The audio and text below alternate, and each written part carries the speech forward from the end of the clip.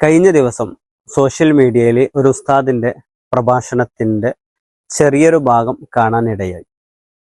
ഈയിടെയായിട്ട് ഞാൻ സംസാരിച്ചു കൊണ്ടിരിക്കുന്നത് നമ്മുടെ മനസ്സിന്റെ സാധ്യതകളെ കുറിച്ചാണ്. അപ്പോൾ അതുമായി ബന്ധപ്പെട്ട ഒരു കണ്ടന്റാണ് അദ്ദേഹവും വീഡിയോ ചെയ്തിട്ടുള്ളത്. അപ്പോൾ ആ വിഷയം ഒന്നും കൂടി പറയാം, എൻ്റെ പ്രേക്ഷകരോട് പറയാം എന്ന് തീരുമാനിച്ചു.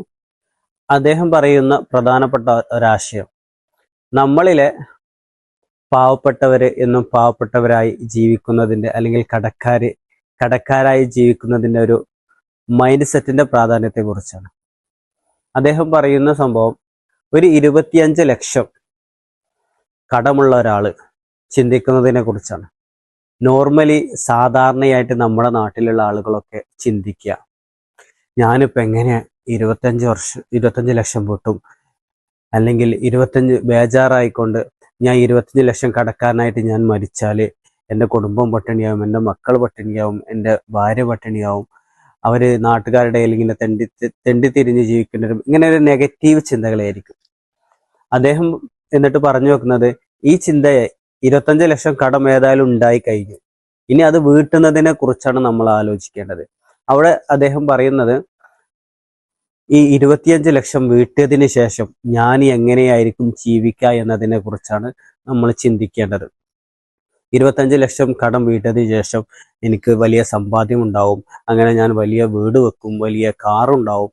അങ്ങനെ പോസിറ്റീവായിട്ട് നമ്മൾ ചിന്തിക്കുമ്പോഴാണ് നമ്മുടെ മനസ്സിൽ അതിനുള്ള വഴികൾ മുന്നോട്ട് വരികയുള്ളൂ, നമ്മളെ മുന്നിലേക്ക് വരികയുള്ളൂ, അവസരങ്ങൾ ഉണ്ടാവുകയുള്ളൂ. നമ്മളെപ്പോഴും അവസരങ്ങളില്ല എന്ന് പറഞ്ഞാൽ ഒരിക്കലും നമ്മളെ തേടി അവസരങ്ങൾ വരില്ല. നമ്മൾ അവസരങ്ങളെ കുറിച്ച് ആലോചിക്കുകയും അതിനെക്കുറിച്ച് ചിന്തിക്കുകയും ചെയ്യുമ്പോഴാണ് നമ്മുടെ മുന്നിലേക്ക് അവസരങ്ങൾ വരിക. ചെറിയ അവസരങ്ങൾ നമ്മുടെ മുമ്പിൽ ഒരുപാടുണ്ടാവും. ആ അവസരങ്ങളെ നമ്മൾ പോസിറ്റീവായിട്ട് ക്രിയാത്മകമായിട്ട് നമുക്ക് ഉപയോഗിക്കാൻ സാധിക്കുക.